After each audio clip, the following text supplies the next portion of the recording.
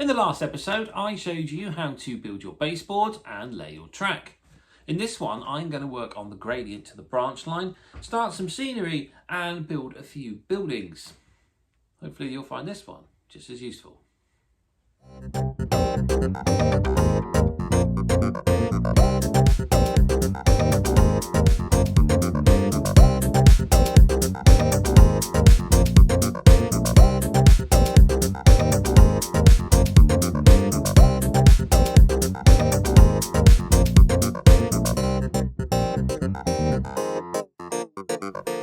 So with the lower baseboards and the track now all down from the main lines, I'm going to move on to the branch line. Now the branch line requires a gradient, and this gradient, as I previously stated in the last video, will be 1 in 30. This will allow me to climb to an 8 cm height where the terminus board sits. The board itself will be installed later, you can just see it in the corner shot there. There are several methods that you can build gradients. You could get a jigsaw and you can cut the plywood and you can force it up with wooden batten very gently. There's products on the market, I think Wooden Scenics do foam risers. But for my layout here, I'm going to use foam board. Now foam board is a very versatile material, it's very good and it's very cheap. You can pick up 4 sheets for £10 from Hobbycraft. Must keep it flat though. If you store it upright, it will tend to bow and it's not a very useful material after that. So to make the first section, it's just going to be a simple box construction starting at the bottom at 0 centimeters, and then every 30 centimeters it will climb 1 centimeter. So you can see here I've marked it out. I will cut this out, glue it together, and then I will build the rest of the risers, putting them along every 15 centimeters, about half a centimeter climb, around the curve of the layout until I reach the top. Well, here is the raised track roughly in place. I've cut all the foam board to rise it up. For the curves, I just basically took the track and drew around the shape, as that seemed to be the easiest way to do it in the end. Slightly wasteful of the material, but the foam board's pretty cheap, so it's not too bad. And then I've just made risers, and they go every 15 centimeters and they rise half a centimeter until we get round to here where it's 8 centimeters. And because of the track underneath, I've had to bridge it out so that the rolling stock can run under the raised section. Now before gluing and installing it all in, I've had to test to make sure that coaches don't catch on the risers like here. So there's enough clearance to get everything round. And that's pretty much now ready to go and be installed.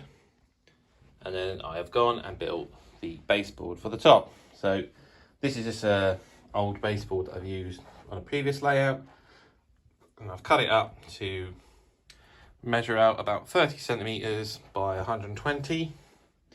So it stops just here. And now I did ideally want the board to go across here, but there is very, very limited space underneath. So if I'll just show you under here. So this is the 8 centimeter clearance, and you can just about get your hand in. So if anything derails, you can pick it off, but unfortunately to keep the strength from the board I need the batten.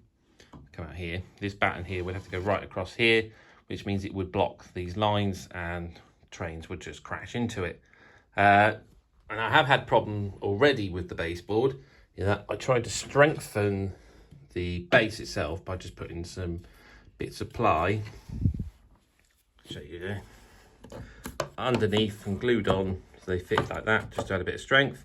But it turned out that Edward's funnel was too tall and he kept hitting it. So they've come off. So as I say, it's very tight clearance. So over here, I'll probably just build a foam board base and just have like a town scene on there. I might just have a little bit of track come off here just for a little bit of extra running area. But that's pretty much where the branch line is going to go. Now I was happy with my foam board risers, I glued them in place and then glued the track on top using copy decks for the entire project. Next was to work out how the branch line would end up looking. I played around with the few remaining track components I had left and tried to get a design that I would be happy with. Here I decided that there would be a run-round facility and a couple of sidings, although at the moment there's just one siding on the layout. This means that the trains can come from the main line up to the platform, uncouple where this blue logo is shown. It will then move off into a head shunt and the points can then be changed to bring the train back round, and it can get behind the train, change the points and couple back up. Alternatively, to get into the siding, the train would pull forward and then it would shunt its wagons back along into the siding, which will head to either a goods shed or a factory. To complete this corner of the layout, I'd get another section of plywood, cut it roughly to the right size, and then mark out a hole where the foam board risers would have to slot through. I'd mark that out on the wood and then use a jigsaw to cut it out. Unfortunately, I didn't record myself doing this, and I thought I did, so I do apologise because I think it would be something quite useful to see. However, I'm sure if you have a look around on YouTube, you will find other people demonstrating this practice. So here I am talking about how I was intending to move the points, which is called a wire and tube method. And I do this quite cheaply. I take plastic straws, if you can still get hold of some, florist wire, and lollipop sticks. I'll drill a hole in the board, thread the wire through, put it into the point, put the straw over the wire, glue that to the top of the board with a hot glue gun, and then use the lolly stick as a lever. And this is just a simple way of changing the points. Unfortunately, due to the very limited clearance underneath, some of the locos were hitting onto the baseboard, and this meant that if I put a wire and tube there, they would be guaranteed to collide into it. Where the loco stands is where I will wire up the branch line for its power. Because the points I'm using are self-isolating, this means that the power can run in any of the lines depending on the layer of the points, including all the way along the branch line to the junction on the main line. Again, the self-isolating points will allow the power from the branch line to either power up the middle road or the outer loop to run the train off the branch and onto the main. Now, originally I said I was going to make this area here out of foam board just to cover over the tracks, but I realised that because it's such a small area that I need for the plywood, it would actually be strong enough without requiring a full frame. So I've cut a piece. I've cut it at an angle so you can still get your hand underneath if anything derails. And that will now work for the scenic section above the town, and that's all the branch line boards now in place. So I can now put the track down. Well, that's the branch line. And again, I use the usual method of gluing down some cork with copy decks and then putting the track on top, again gluing down with copy decks. And that's the branch finished. So I'm going to move on to a problem that I now have. And that is the baseboard of the branch line is above, obviously, the main board, which has 3 sets of points for the station. And to access those points would require you to put your hand in between the baseboards. And this isn't ideal because it's quite a tight space in there, and if there's a trains running around, you're more than likely going to knock them off the track. So I had intended to use point motors. But a problem I ran into with the point motors was that these are old ones that I've used on previous layouts, and I tend to work with 9mm ply for my layouts, like this one here. But what I'd done for the layout upstairs was I'd gone and bought 12mm ply, thinking that was the size I always use.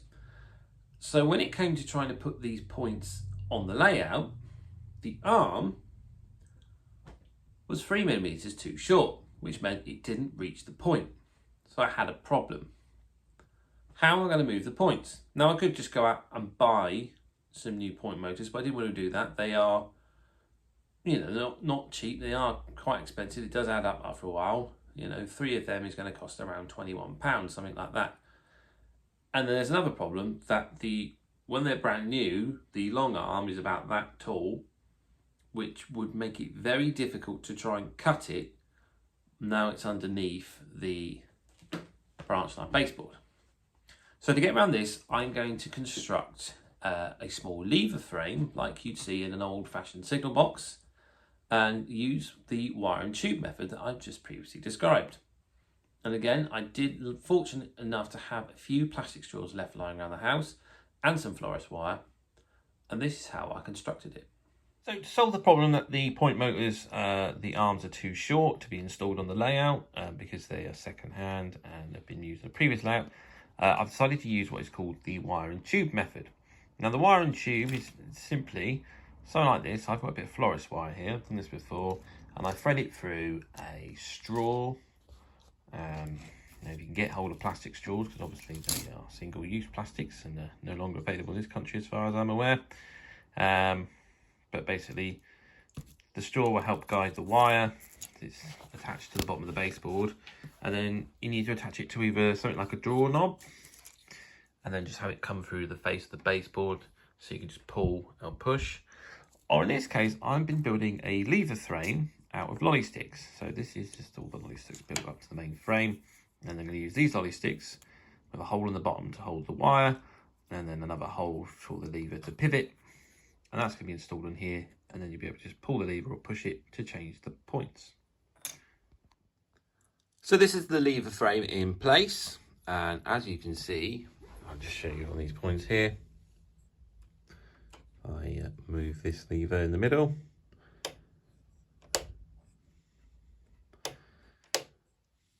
now changes the points, and the same can be done with this one. And there's another set a little further along here, and they too also now work. And I do that by, they're just tapped down at the moment with a bit of tape for the straws, but you can see it's the garden's sort of gardener's florist wire, and I've just bent them at an angle for these two, which you can just get away with. Any more than that and it doesn't really work, so the further point, you can see here I've just made a large lever with the lollipop sticks glued together, the pivot in the middle,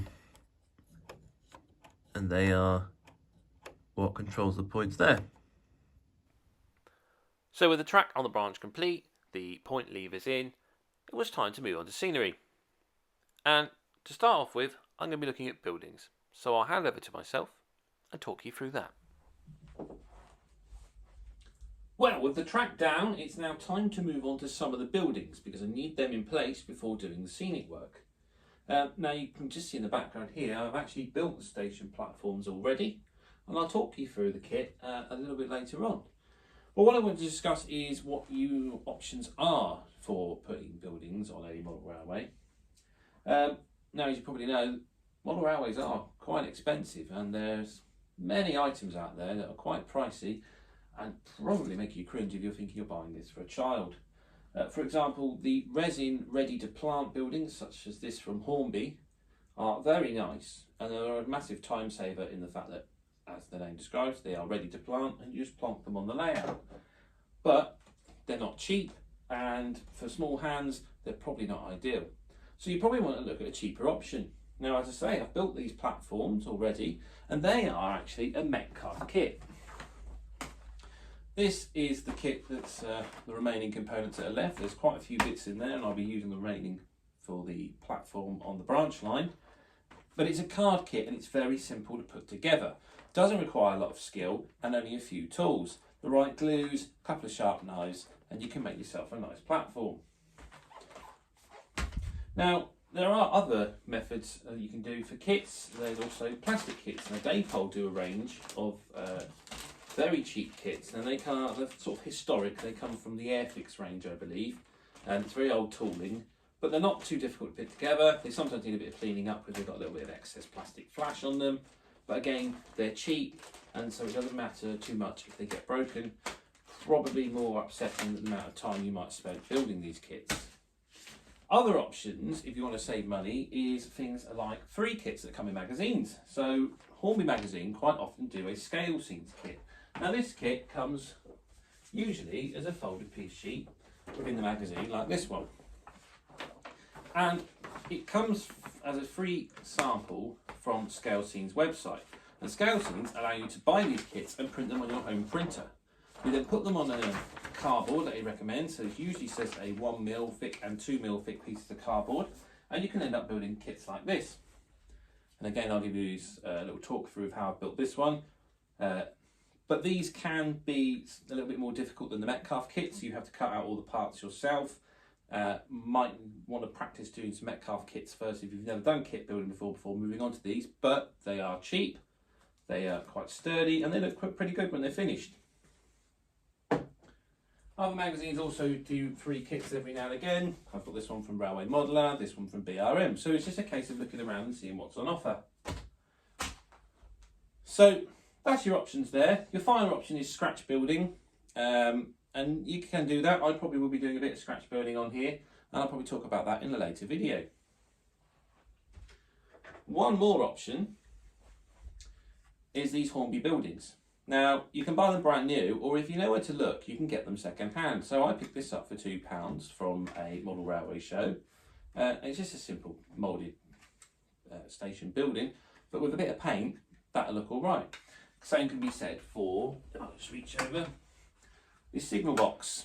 It was £4. It's a little bit battered, the stickers are peeling off, the glazing's fallen out, but again, it's an easy fixer-upper, just some plastic film. You could even get it off a food packet, something like that, that you can then cover there for your windows.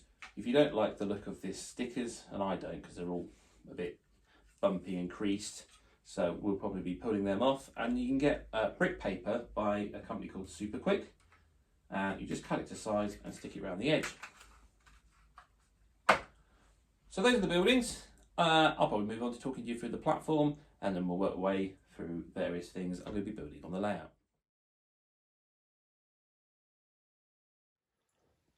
Okay, with the branch line complete then, I'm now going to move on to the station platforms. And to build them, I'm using this Metcalfe red brick platform kit. Now the kit suggests that when you plan your platform, you should make a template for the top. This can be done with some old wallpaper or cereal packets. In this case, I've got some brown wrapping paper here that I've just taped down. And as you can see, there's a mark on it already, which I've created by running the longest piece of rolling stock that the layout will use with a pencil taped to the middle, and then just dragged along to mark out the edge. And that means that when you build the platform, the rolling stock will not catch on the edges and the trains will be able to go round properly. So once you've drawn your template out and cut it out, it's then a case of working out the surface for the platform by using the 4 sheets of card that come with the kit. You want minimum wastage, so it's a case of just playing around and trying to find the best way to do this. Now it's quite difficult here because the platform is curved all the way around, and I found this is probably the most efficient way I can do it. So I've just laid the card over each other, use the template as a guide, and then everywhere it overlaps, I'm going to just cut those bits off so they can all butt together. Then I'll stick the template on the bottom and cut the shape out. Once the platform surface has been cut out, the next job is to glue this thin strip here to the rail wall, which is obviously the wall next to where the track is. And make sure that's flush to the edge, and then we'll be gluing the walls from the kit,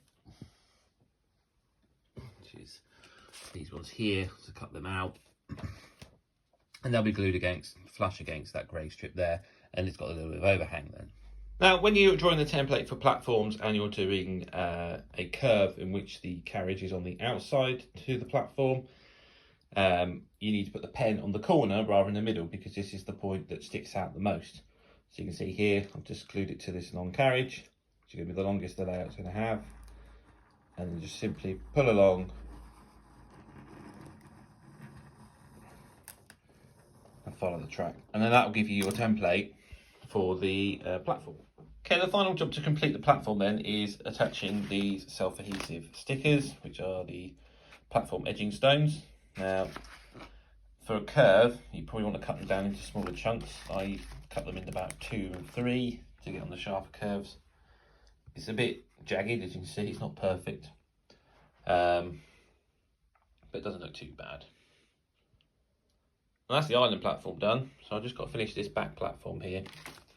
So I'll put the edging stones on this side, and then the kit comes with a wall that you can put up along the back here, and that'll finish that edge off. So the back walls of the platform are made with the same strips that are used for the bottom walls here by the base of the station platform.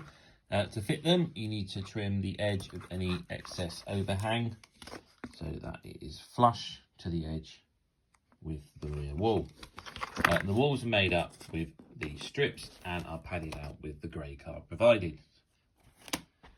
To fit them, you've got some capping stones. Now they go on the back here and are glued in place, and the instructions say to have about 2mm at least hanging over the top. So I have measured out 2mm on this one, and this will be my base. I'm going to glue that down and then follow the height of that one round the platform edge. To finish the back wall off then, the kit comes with capping stones, which is these here, and they come in strips like this. And then I just simply glued on top. Now to get the curve, you have to manipulate the stones a little bit by just bending them very so slightly with your thumb and forefinger, just so they get a bit of a curve, and then you can glue them down into shape. Now the extremity of this curve has resulted in a few little bumps here and there, and you just see them on the camera. So I don't know, maybe if I did it again I might cut them smaller and see if that would have more of an influence in bending them. However, that's the back wall done, and then just to finish off the end here, there's a wall end stones that come in the kit as well, and you just cut the bottom, fold them round onto the end of the wall, and just put the capping stone on top. And that is the platforms done. So an alternative to Metcalfe card kits, if you want to save a bit of money, is something like Scale Scenes printer kits. You buy them online, you print them at home, put them on cardboard like I'm doing here, and then simply follow the instructions and cut the kit out. They're great little kits, takes a little practice, but they look good when they're finished.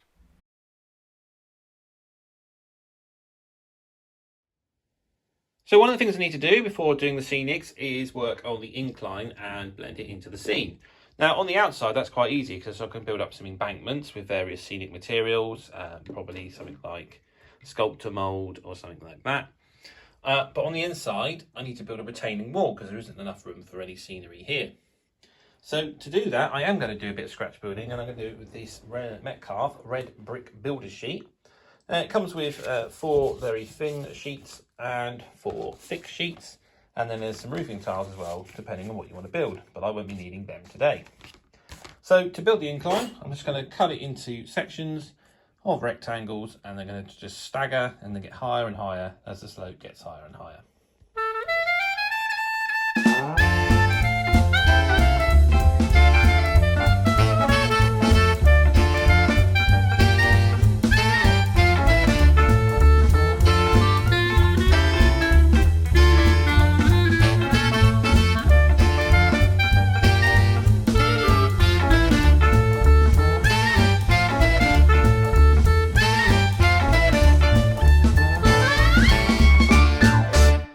So we're building up the parts for the retaining wall to go round the embankment, which climbs up towards the branch. Now most of this is quite simply done with the strips of card, as demonstrated, and I've just got a piece of card in between the thinner brick and the thicker brick on the outside. And that quite simply follows a slope here. But when you get to the curve here, you have the problem of overhang from the larger rolling stock and locos. So to get around this problem, because if you have the wall against one of these blocks, the overhang will hit and knock the wall. So what I've simply done is I've just added an additional piece of foam board here, and then when these walls are finally attached, I will put a block here, attach that to there, and so on and so forth as it follows around the edge. Of course I have to do something about the gap between the rail and the wall, but I'll worry about that later. But that's the plan for up to here, and then from this point this will be a bridge, and then when I get round to the tunnel that's going to be a little bit more complicated because the way I've designed the layout, but I'll work something out. Now I have to excuse the mess, but obviously the layout is in a child's bedroom and he is going to play with it. But as you can see, the retaining wall is now built. I've got the supports all along the sides. I've added these girders. These are the N gauge ones, but no harm in using them in O gauge. They're just the right size for what I need. And then I've just got a little finishing off around the tunnel mouth, but that's not essential right now because it was more worrying about what was on the ground so I can do the scenery. So with all that in place, I've got the majority of the buildings built. I've got a petrol station, there's an engine shed. I'm gonna have a good shed up there, signal box. I still need to do the platform for the branch line. And round here, obviously, is the mainline station. Now, my dad gave the boy this kit because he's obviously quite like Stephen from Thomas and Friends. So it works at the moment, I think. I'll show you. See, the motion does go, but obviously when the paint goes on that, that ain't going to work anymore. So what we're going to do is this area here. Let's move the calendar. I think we're going to make this into a little park. So this can be like a statue in a park, and just a nice green space for a little statue there. And then we've got a tea room that the members of the 009 Society very kindly gave to my boy. So that's probably going to go in the park. And then you can see I've got most of the buildings. There's 1 or 2 left still to build, but otherwise they're all been built now. So we've got the various different kits. This is the one that came free with Hornby magazine, which is a printout kit you build on plain card. This is a Daypole plastic kit. It's not too bad to build, just a bit of a pain for painting, but it's come out okay. We've got a bus stop that's going to be used. This is the Metcalfe kit for a small cottage. And then these are some Daypole cottages that I have kit bashed. So that's another form of kit building if you're not too familiar. Kit bashing is when you take a kit and slightly modify it and adapt it for your needs. What I've done is I took 2 cottage kits and I've cut the roofs, and no, I did put the walls on so they butt together, and then now we've got 2 joined cottages to make a sort of semi-detached row of houses. So I will be doing the same with the footbridge and the station at some point, but for now I'm going to start building the scenery.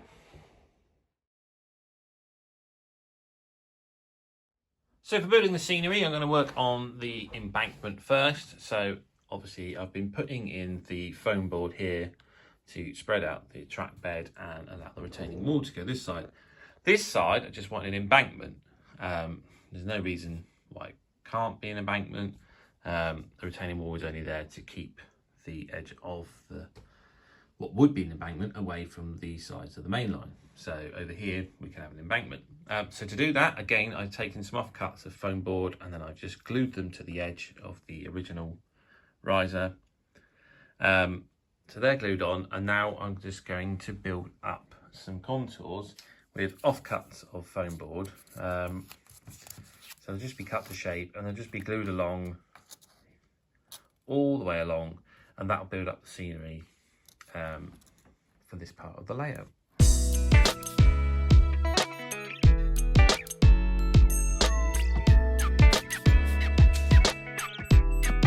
So as you can see then, I've put some formers all along the embankment now, just using the scraps of, well, mostly scraps and offcuts of the foam board, just use a little bit more off the board.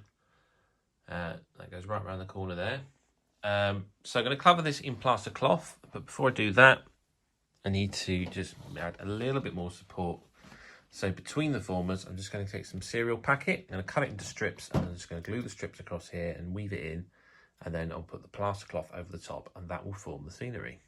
So I've taken that cereal box and I've just cut it into strips. Don't have to be perfect, I've just got a pair of scissors and just, they're all irregular sizes.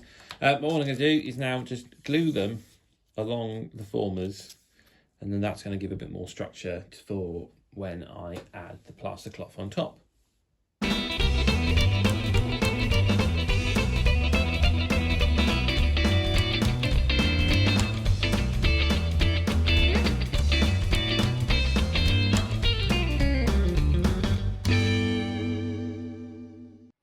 So I've glued all the strips on to form the scenery, and now, as I say, I've add this plaster cloth. Now this stuff comes from Hobbycraft. It's £1 a roll, and it's the cheapest I've found. Hobbycraft do sell some other stuff, but to be honest, it's all the same. It's literally cloth covered in plaster. It does the same job, and the other stuff they sold is a bit like what's in here. It's just slightly longer, but it was like 13 quid. Ridiculous. So yeah, this stuff, £1. So it comes in a tube. You just cut strips off, dip it in the water, lay it over the top, let it dry. Job's a good one. There you are. This is the plaster cloth then. You just literally unroll it, cut it into strips.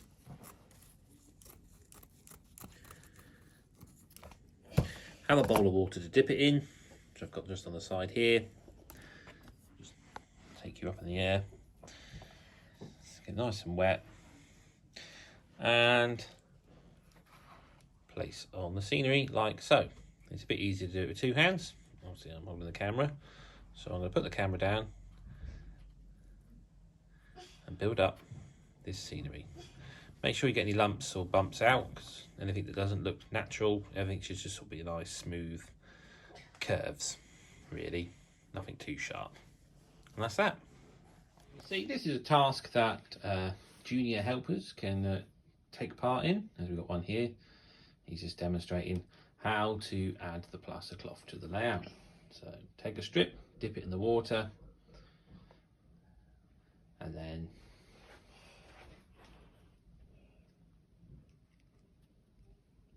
just paste it over the scenery.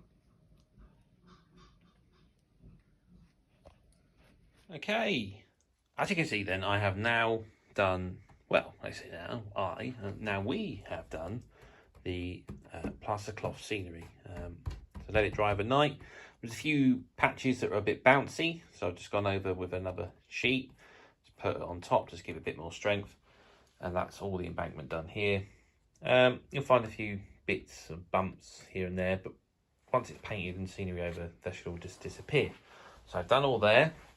I've done another one over in this corner here, and then the same over on this side of the branch.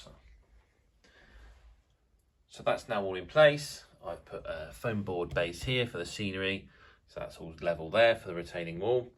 So now I'm going to get the paints out and start painting everywhere. So when it comes to painting the scenery, or the basis for the scenery, I just like to draw out in pencil marks whereabouts everything's going to go. So you can just sort of roughly see a road is drawn out here. And then when I've got that, it doesn't have to be set in stone, it's just a rough idea of what you're doing.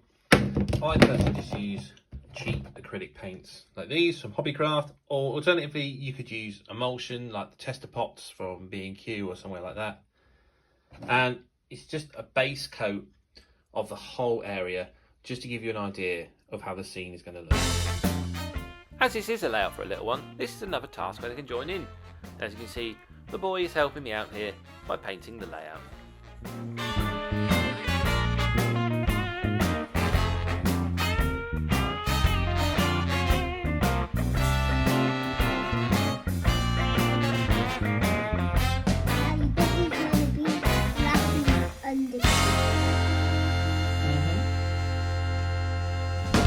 Well, once you've painted your layout, it should look something like this. As you can see, I've used brown for all the areas where it's going to be grass, and then I've got grey for roads and other sort of paved areas like around the shed. And you can see I've just done the entirety of the layout here. Over here I've got half and half. I'm probably going to have a car park here for the station, and then the actual park behind there. As I say, nothing is set in stone. It's just a rough idea of how you want the scenics to look, and it's just an undercoat for the scenic work. I've done up the top there, grey for the town scene, and then as we move along towards the branch line station, I haven't quite done that yet because I need to rebuild that platform to go in there and then work out where those houses are going to go. And you come back around and you can see that I've then done some grey around the goods shed. So that's that all done. That's pretty much ready to go for scenic work. Before I do that, the next job I'm going to do, and you don't have to do this, this is more what more detailed modelers like to do, is paint the rail sides. As you can see, I've started doing it here, and it's shiny there, but in real life the rail sides, they do rust. It just takes that shine off. So I'm just doing that with one of these Woodland Scenic paint pens. It is literally, as it says, it's a paint pen full of paint. It's got a nib like a felt tip pen, and you just run it along the sides of the rails to paint it.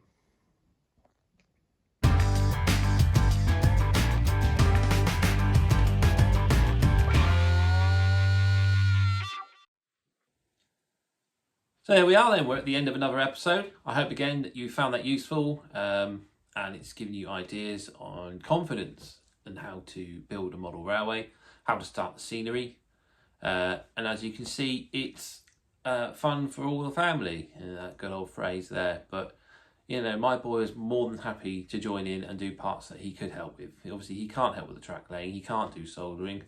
I don't think it would be a very good idea to give him the soldering iron, although he'd probably do a better job of soldering than what I can do. But these are the parts that he can join in, and he enjoyed doing it, and that's what part of the hobby is all about. It's not just the running of the trains, it's there's other skills that you can pick up, and in this case it's doing the scenery and doing the art, So if you like the video, then the usual, click the like button. If you want to see the next episode and you haven't subscribed, then please do click the subscribe button and the notification button. And hopefully I'll see you in the next episode.